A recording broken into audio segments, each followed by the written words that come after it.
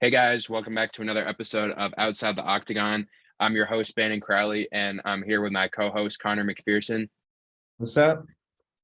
We're coming to you as we record this on Easter, and we're going to talk about UFC 288. We had a lot of big fights, a lot of big knockouts, and we're basically just going to review the card, talk about all the fights and what's next for the fighters. So with that being said, we're just going to start off with the first fight on the main card. We had Christian Rodriguez defeating Raul Rosas. He defeated him by decision. When I graded this, I'm pretty sure I gave Raul the first round. He was pretty dominant in the first round. But after that, it was clear that his tank just completely ran out. In that first round, he was trying to get a submission for pretty much the last 3 minutes of the round. And since he couldn't lock it in, he just completely ran out of gas. And that just ended up being an easy win for Rodriguez. I think there was some value on the other side. We did see some people pick Rodriguez. Obviously, everyone wanted Rowe to win. Everyone wants to see the young prospects win. We saw Dana White talk about it before, and even Joe Rogan on the commentary was talking about how we see so many UFC prodigies essentially come in. So I just want to hear your thoughts about this fight overall. Yeah, definitely an interesting fight, or I guess it was interesting by the lack of interesting stuff that happened where Roses, he kind of got exposed pretty much. Like, he's a young guy. Dana White wants to push him because no matter what the sport is, you need your young prospects to move up the ranks and become the championship fighters in 5 or 10 years. And Roses is still young, 18, I think, maybe even younger, but he kind of proved his inexperience there where it was only a second official UFC fight, and he had nothing else in his bag. It was only going for the submissions over and over and over again. And I think, yeah, he did get gassed so early. I think he kind of proved it's happened before. Like, I think I compared him to Sage Northcutt last time, where these hyped up prospects like Paddy Pimblett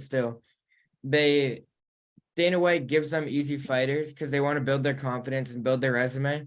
And then they hit that point where they fight a real talent on the actual UFC main card. And it happened here to Roses probably sooner than he would have wanted. But I think it was a little bit of a fraud check. And I think he has to come back and rethink his strategy, maybe work on a little bit of stand-up. Because even these top young wrestlers like Bo Nickel or even Sage Northcutt back then or Paddy Pimblett, they all have a little bit of stand-up mixed in with their wrestling and grappling. So I think he has to work on being an all-around fighter if he wants to actually progress from here. Yeah. And I've seen a lot of people online saying, like you said, essentially, this is like a fraud check. And I think this is good actually for Rosas' career to be able to get up and kind of take a loss at this point of his career. You would think that it's not good, but I think having a loss this early on and learning from it is better than if he got up to that fifth overall, that kind of top 10 range and then losing then, because we see so many fighters, like you said, they get hyped up, they build up, they get to the top 10 rankings, and then they have one fight and they lose, and then people just completely give up on them just because we see them get all the way up in the rankings and then they fight someone real and then they just completely get ran over. So I think this is good as long as he learns from this, because we see so many young fighters take losses early and then they just don't learn from it at all, and then they just keep doing the same things. And I think this is pretty, if you're looking at it from Raul's perspective, obviously he couldn't lock in the submission and he got gassed out and he was shooting a lot in the first round, even the first half of the second round. And I think as long as he can work on that cardio and, like you said, build that stand-up game, I think he still has a good future ahead of him. I know he said he wanted to be the youngest UFC fighter, UFC champion of all time. And I'm pretty sure John Jones won the belt at 22. So unless he just goes on a crazy run and doesn't lose after this, I don't really see that. But he does have a good, bright future. I think he could definitely be a very good fighter in that weight class. Give him a few years, and hopefully he gets a good bounce back after this fight. Yeah, he was talking a lot, making a lot of enemies, which is usually a good thing. And that segues to the next fight where Kevin Holland, a guy that fights, breaking records for how often he fights. So do you think part of his strategy of taking as many fights as he can is helping him, or where he has to grind out these close fights and bad stylistic matchups like he did versus Kimiev? Or do you think he should be more picky and be more unique in stylistic fights? Well, for who? Kevin Holland? Yeah. I think since we're at this spot where he obviously just got a big win, I had him winning the first 2 rounds before the knockout anyway, so I think he was going to go on to win this fight. But he's in this interesting spot because, like you said, he works so much, 4 or 5 fights a year for the past few years. And an interesting thing that I was looking at, pretty much everyone before this fight and after this fight uh, said they want to see him fight Jorge. And we'll talk about that a little bit later with Jorge retiring. I do still think we could possibly see that fight somehow if the money's right. But I think a guy like Kevin Holland, who's in this interesting spot where he could fight a ranked fighter next fight. And obviously, in his previous fight against Wonder Boy, they both decided to stand up and fight, which is kind of the opposite with a lot of these lighter fighters that we see. They only want to grapple, like we just talked about. But I do think that he's in a spot where he's still young, only 30 years old, and he has a good fan base around him. There's a lot of people that love to watch him. I know both of us are big fans of him. And obviously, this knockout helps him. So I think if he can start building up some wins, he could definitely get up there. I know some people were talking about him potentially getting a big fight like we talked about with Jorge, or even like someone towards the bottom of the rankings in that weight class, maybe like some guy within 15 to 10 just to keep building himself up. I think he has a lot of holes in his game, but he's an entertaining fighter. So I kind of see him being more on that side of a guy that I keep bringing up like Jorge, where he might not get, obviously Jorge got all the title fights, but I think he could be more of an entertaining fighter rather than a guy that really goes for the belt and is more of a champion. Yeah, that's the exact comparison I would use for Holland, where I was even reading about it online today, where Masvidal, now that he is retired, at least for now, people are just saying that he has so much respect in his retirement for his title fights and his record knockout, but a lot of people recognize he's not really that skilled of a fighter compared to where he got up to, but he's an exciting fighter that fought a ton of fights. And if Holland wants to pick that path out in his career, that's definitely not a bad thing. And I think he's still super talented, still youngish for the UFC. So I think he has a future of just keep slowly moving up the ranks and fighting as much as you can. Obviously, it's probably not the best for your health, but you can get a good bag doing that. Yeah. And I mean, I love him as a fighter, but obviously when you watch him, pretty much only a stand-up game that he has, and it can be pretty shaky. But I do think if it would be good to see him have a chance at least to work his way up the rankings. I don't know if he can compete with the top 5 guys in that weight class, but I do think having a fight against a ranked fighter would be good for him next. And speaking of ranked fighters, one guy who had a shocking knockout in the first round, we saw Rob Font winning, and he completely just inserted himself back into the bantamweight picture. We kind of had him, he was kind of on the sidelines. Obviously, the last time we talked, we were talking about Marab and Sean O'Malley and Sandhagen kind of in that area, depending on who would fight next. But I mean, Rob Font coming in, getting a huge first round knockout. I think he put his name back in the hat for the bantamweight title. Oh yeah, definitely. I'm not gonna lie, I was big on Yanez. I thought for sure he was gonna win this. I thought Font was kind of washed up, but this fight does help him a lot. Yanez is this will take him a bit because as we mentioned earlier, that bantamweight it's pretty top heavy, but it's gonna be so hard to break through that top ranked fighters in bantamweight, the top 5 or 6 guys. And Yanez will take a long time to get back up, but Font has pretty much done it right now. And if Font has some good bookings up ahead, if he can fight some of these top guys that we did exclude him from last time, he definitely can move up fast up these rankings. Yeah, and actually, I'm just reading it now. He did call out a fighter at the post press conference. He called out Figueiredo, which would be interesting. I don't. It doesn't really say where they would meet. I'm guessing he would go down, but if Figueiredo would want to go up in weight class, we could see what would happen. But I mean, I think this would be a great fight. Figueiredo is not going to get another title fight with Moreno as champion. I don't think we need to see that fight again. depending on, I mean, we've seen it, what, 4 times now? So I think this would be a good path for him. It's interesting talking about it, though, because we're talking about him potentially working his way up to a title fight. How would you like to see this fight between him and Figueiredo?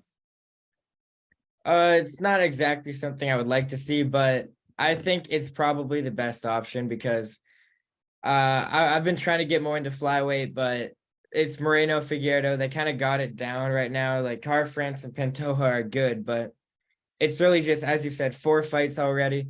And as DC once said against John Jones, when you lose twice, it's not a rivalry anymore.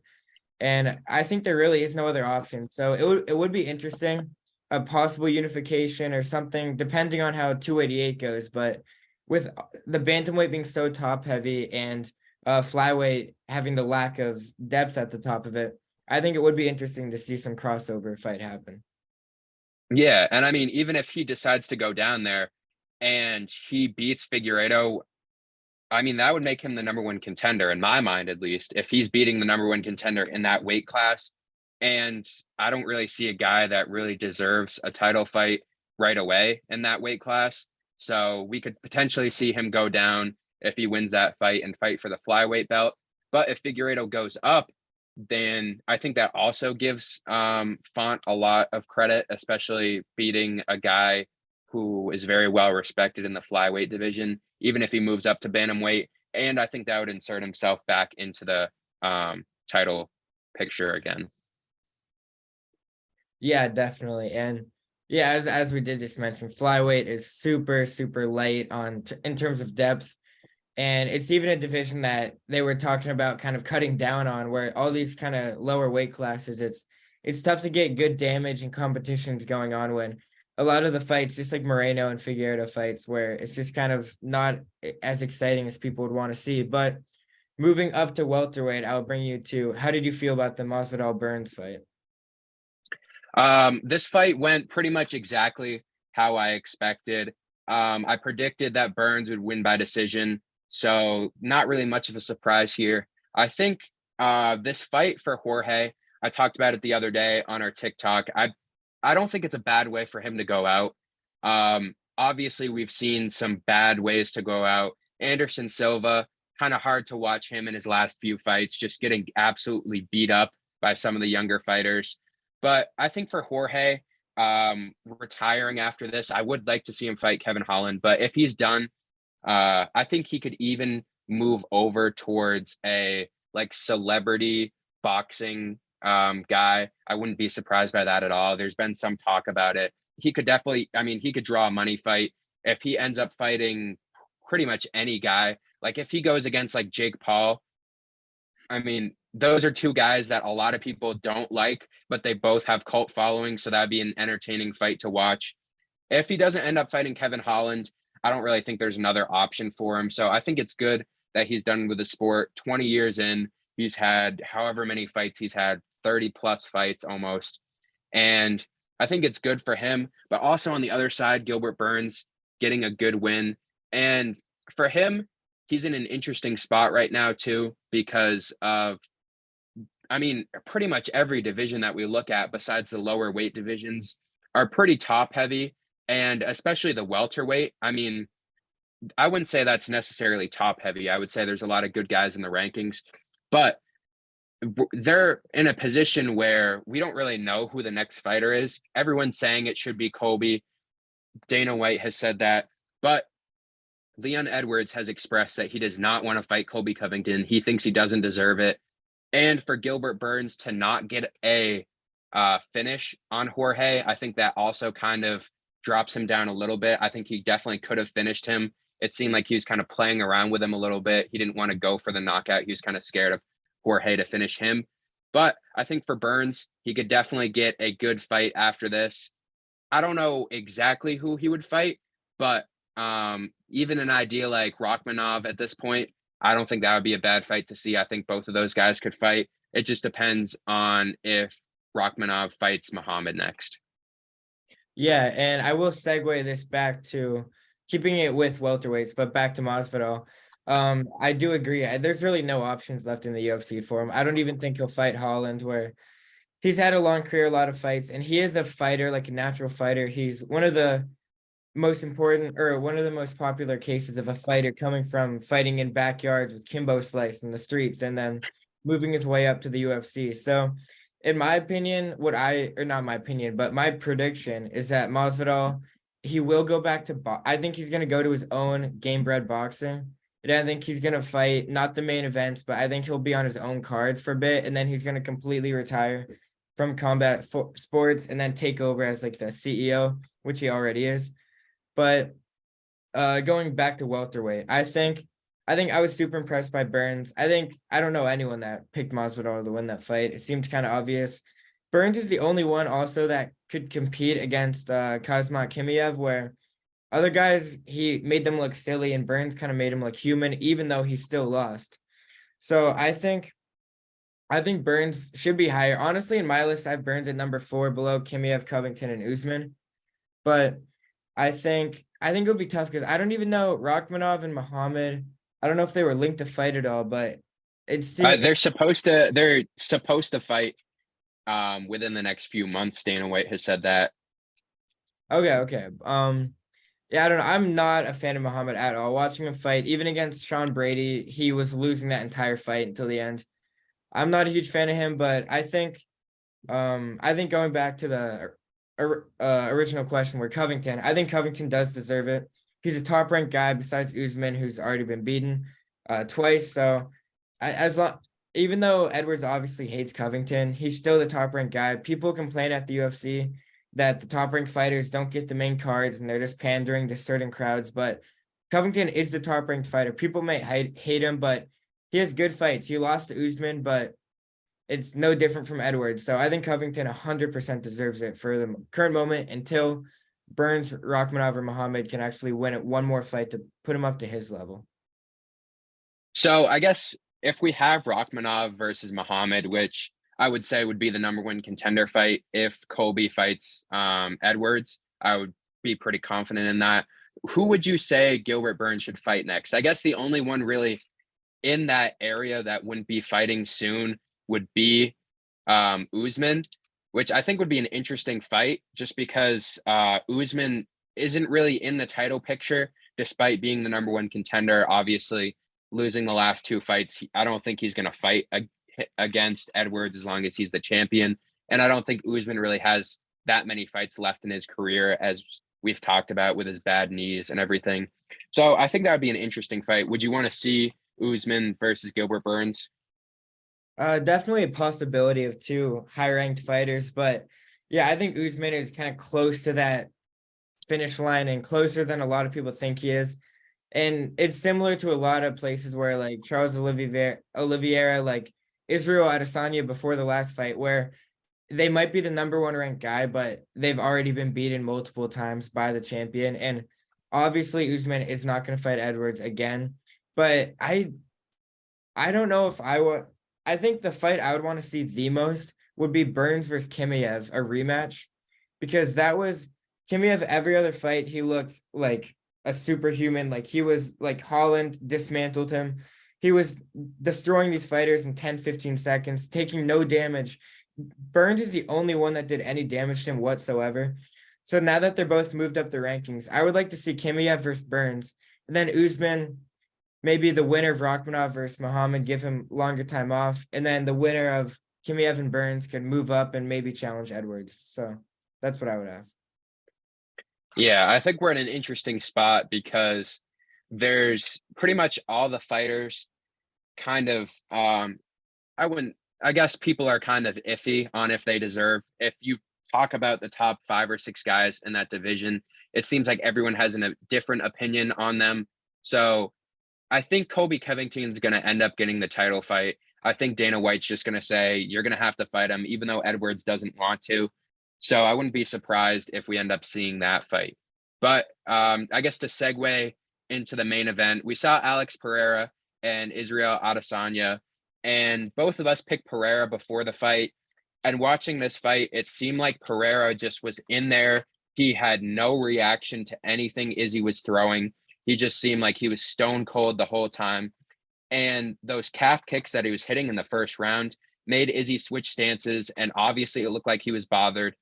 But then he had him up against the wall. It looked like he was going for the finish. He went for the knee. He dropped his hand for a second, and Izzy just hit him with an absolute hook and then took him down after that. Just head hit the ground, and it was completely over. Izzy had probably the best knockout of the year, if not top three. One of the best knockouts that I've seen in a while. So I guess the question now, um, do you think we get an immediate rematch for the trilogy, or do you think we should push it off a little bit? Yeah, so yeah, definitely interesting fight. And I will admit I did think Pereira was a lock to win that fight for sure. And watching the fight, it was really insane to see. Right before Pereira got dropped, it was I had a flashback right to their last fight where right at the end of the round, Izzy lands the punch on Pereira and he takes it, he absorbs it back, and then he gets up and that's when he knocks out and finishes Izzy in the next round. And he had that same exact reaction where he did seem unfazed by Izzy. He didn't seem scared anymore. And I think that was actually his own downfall, was his overconfidence, where he just lasted a fight where he took all the damage and it didn't even phase him. And then he just was laying haymakers. So even in this fight, before the knockout, exact same situations. And I think it was round 2 or 3 in their last fight where he had Izzy against the wall, doing all the damage, taking nothing. He was confident, throwing flying knees, elbows. And I think that was his weakness, was that he kind of forgot Izzy's power was still there, even if he's against the wall and shielding and covering. And yeah, I think it was a crazy knockout to see for sure. But it's still, Pereira's a guy, I had him top 5 on my pound for pound rankings after once he won the belt. But he's a guy that stylistic wise is not the best for middleweight. It's not too bad, but I think Izzy is his best possible matchup he can face out of any fighter in the weight class. It's his perfect enemy, his perfect rival. But even guys like Paulo Costa or Cannonier, like I would still have him as such a high ranked fighter, but he seems like stylistically he would not bode well against these lower ranked guys. So I say you have to fight him against Izzy as soon as you can, because he has all the hype right now. He was 7-1. He was a champion and then one loss. Like, I think if you give him that lower fight, he'll just keep plummeting down and then he'll be done. So I think my opinion and kind of what Dana White was talking about in the post press conference, he says he believes that Pereira is going to move up to 205. And I completely agree with this. I think if he moves up to the next weight class, he's already like a big guy. And they're talking about him kind of having a little bit of struggle. He still was a few pounds overweight with like less than an hour left before the weigh-in. And I think him fighting at 205 helps a lot. You were just talking about the stylistic matchups, obviously him staying down. But I think if he moves up, that helps him a lot. I think if he goes in that division, I think he could definitely take down Jamal Hill as champion. I'm not a big believer in Jamal Hill. I I don't think that he would win that fight. I think Pereira would go in and probably beat him, even if he takes a little while off. I think obviously this trilogy, I do think it should happen, but I think Izzy stays down in weight class. I think he runs through the weight class. And if you move Pereira up, and obviously give him a fight or two before he gets the championship fight, but if you move him up and he gets the belt, if we see Izzy go back up in weight class like he did before and try to take that championship, a 2 champion fight with Izzy as champion and Alex Pereira as champion to end the trilogy in 2 years or so, even less maybe. I think that would be the best way to end the trilogy. Yeah, that would definitely be cool. I'm gonna disagree on the Jamal Hill part. I still think he's a good champ, even if it might be undeserved beating up an old man for the belt. But I think, yeah, Adesanya and Pereira, both guys that can move up to light heavyweight. I think that would be like dream scenario. They both move up and fight for the belt, but obviously impossible. So in my opinion, the best possible option is Adesanya fights Pereira, make it a trilogy, and then win or lose, Pereira, I think, just moves up either way, because there's nothing you can't, if you, let's say he beats Izzy, he gets the belt back. I wouldn't even want to see Izzy go for the belt again, because he'll probably just win, get the belt back. But if Yeah. he does lose it, I say go right up to light heavyweight. And yeah, a guy like Johnny Walker, that'd be awesome. 2 Brazilians fighting. That would be fun to see. And he could just, light heavyweight's not the deepest division. That's definitely for sure right now in the UFC. So it would be interesting because Izzy's tried it in the past and lost one of his only losses besides Pereira. So it would be either of them moving up would be interesting after their trilogy, which may or may not happen. So I guess my next question coming off of that, let's say Pereira does move up after this fight. They don't take the trilogy. Who would you see Izzy fight next? Because I mean, looking at this division, he's pretty much ran through the whole division. And off the top of my head, I have one guy who I'm not sure if he deserves the title fight, but there's not really anyone else. But first, I just want to hear who you think should get the next title fight if it's not going to be Pereira. Yeah, I mean, middleweight is a division that out of any of these fighters completely ran through by Izzy. Like besides Pereira, he is quite literally the top probably 5 or 6 guys. He's just destroyed every single fight. That was Izzy's peak in the UFC until now. And I think going through the rankings, he's beaten the 2, 3, 4, 5, 6. So and he has fought Sean Strickland, but I would give him Deshaun Strickland, the alter ego. Sean Strickland's back. He's angry. He can fight. Izzy can fight Sean Strickland's dark side, the evil side. He can come out, and that's the best possible option because he's quite literally ran through the entire division. So some people were talking about him fighting Whitaker again. He's beat him twice. I don't think we need to see that fight again. But one guy that I actually was thinking of, that I personally think he should fight, whether he deserves it or not, is Duplessis. Duplessis is at 6 right now, and obviously he's one spot above Strickland right now, who you were just talking about him fighting. I think Duplessis would be an interesting fight, just because their styles I think would go well together. And I think Duplessis right now, like we said, the top 5 guys, Izzy's going to run through again if they fight.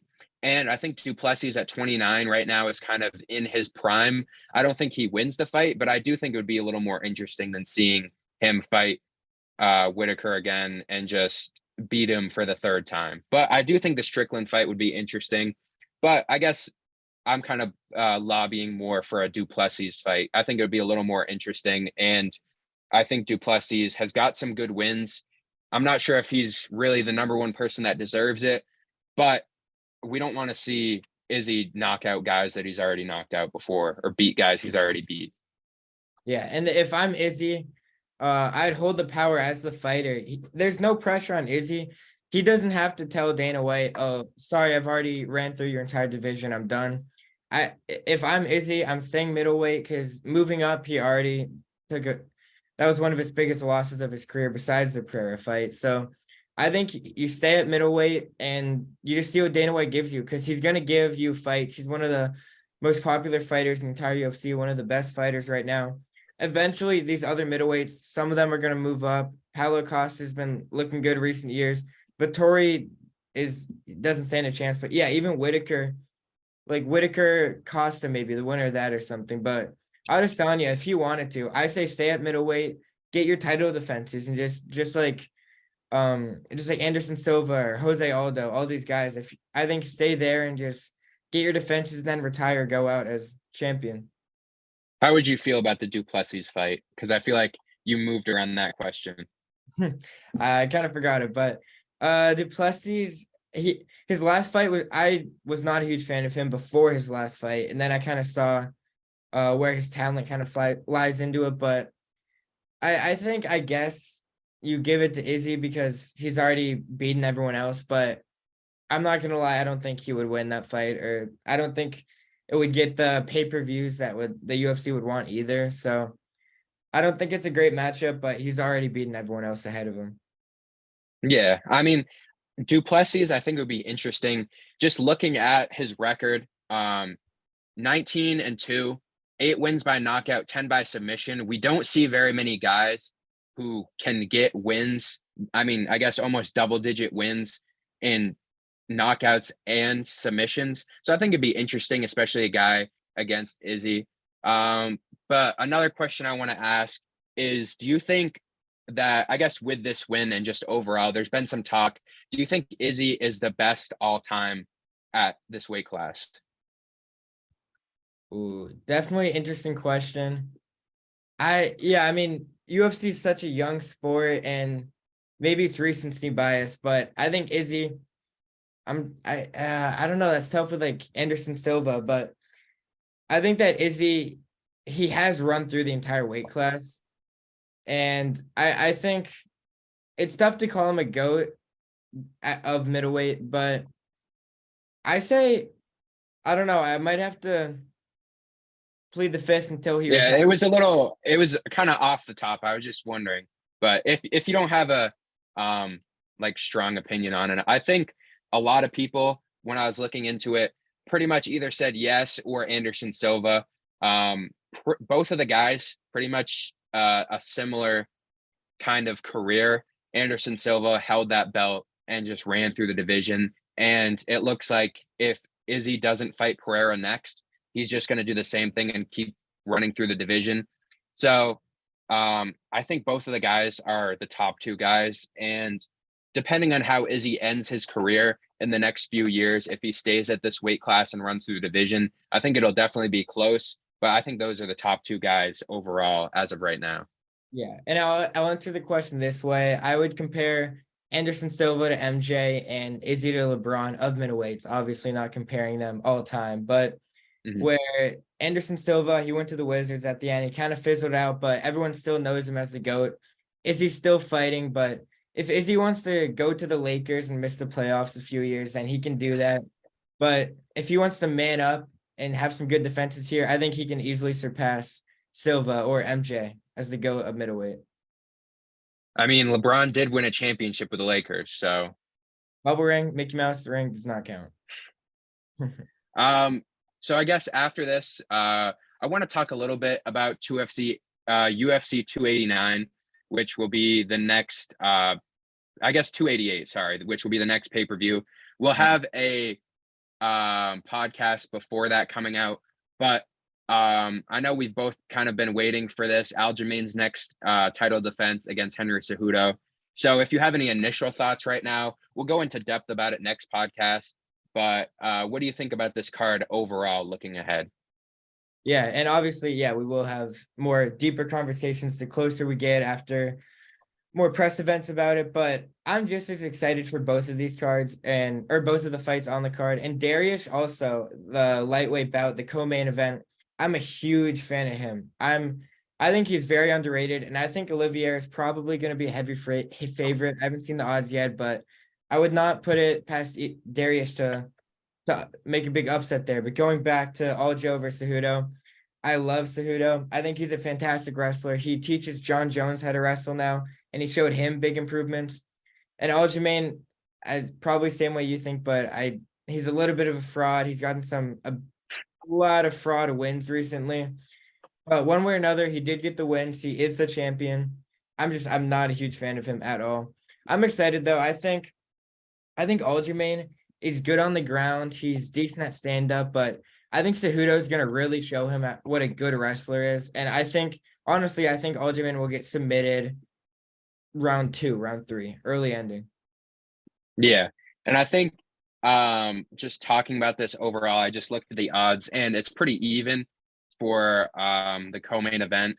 And we'll probably see a little change, but depending on which book, it's either plus 100 or minus 100. It's pretty even. So that's going to be a good fight. Another fighter that I want to talk about is Bryce Mitchell, who's going to be fighting on the fourth fight. I know he's a big fan favorite. I think he's an entertaining guy to watch just because when you look at him, his whole character, he just seems like he's that outdoor, like backyard brawler that you see on YouTube. Like if you pulled up a video of whatever the like outdoor MMA league where it's just guys beating up other guys, I think he's the perfect definition of that. So I think it's good that we'll get to see him fight again.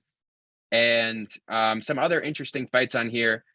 I guess we already talked about the Oliveira fight and Andrade. I think she's just going to go in there and get a dominant win. She's obviously cementing herself as one of the greatest women fighters of all time.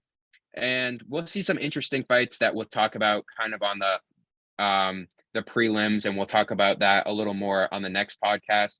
But I do think Henry Cejudo, he's in a spot where if he wins this fight, I think he definitely has a strong case of being up there with some of the legends in the sport. He's going to be a three division champion, and he is just an overall amazing athlete.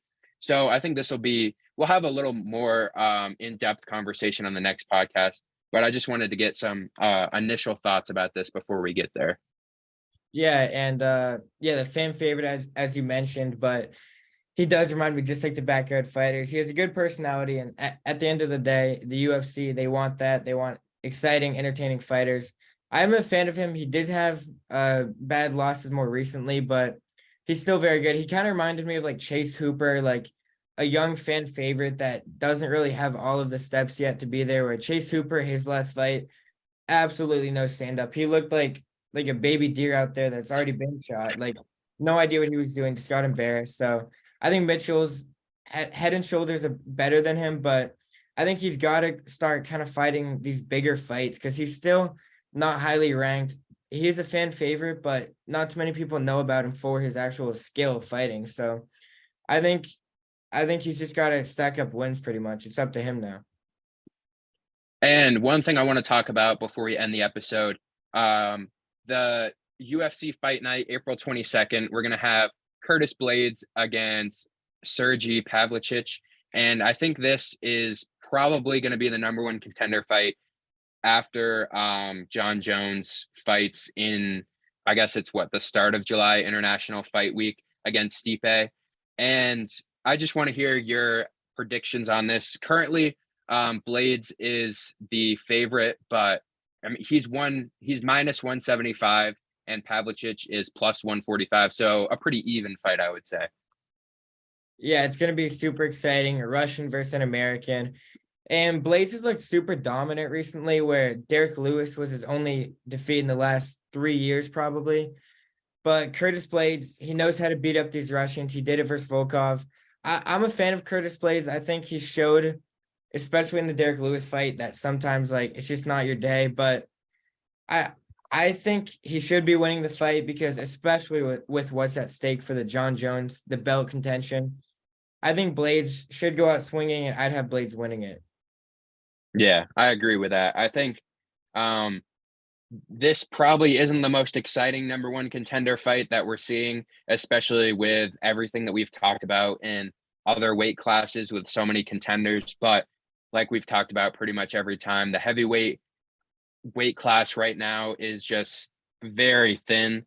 And with Ngannou probably not coming back to the UFC unless something ends up happening, I think obviously if Blades ends up winning this, he'll fight John Jones at the end of the year, but I'm not very excited for that. I think John Jones is on a path right now where there's no one in the heavyweight class that would beat him.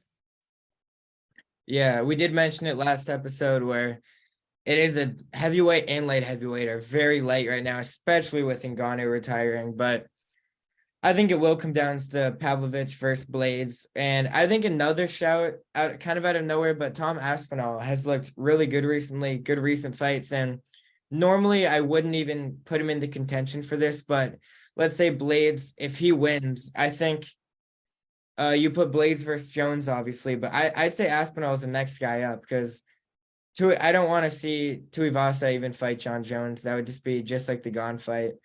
And I think Aspinall and Blades are, or at least the winner of the Blades fight, are the two best guys you have to put John Jones against next, assuming he stays fighting in heavyweight. Yeah. So I guess that kind of wraps it up for this episode. Just a overall review of UFC 287. And we'll have another episode out before 288. We'll go a little more in depth about all our predictions for the fights. So with that being said, we'll see you guys in the next episode.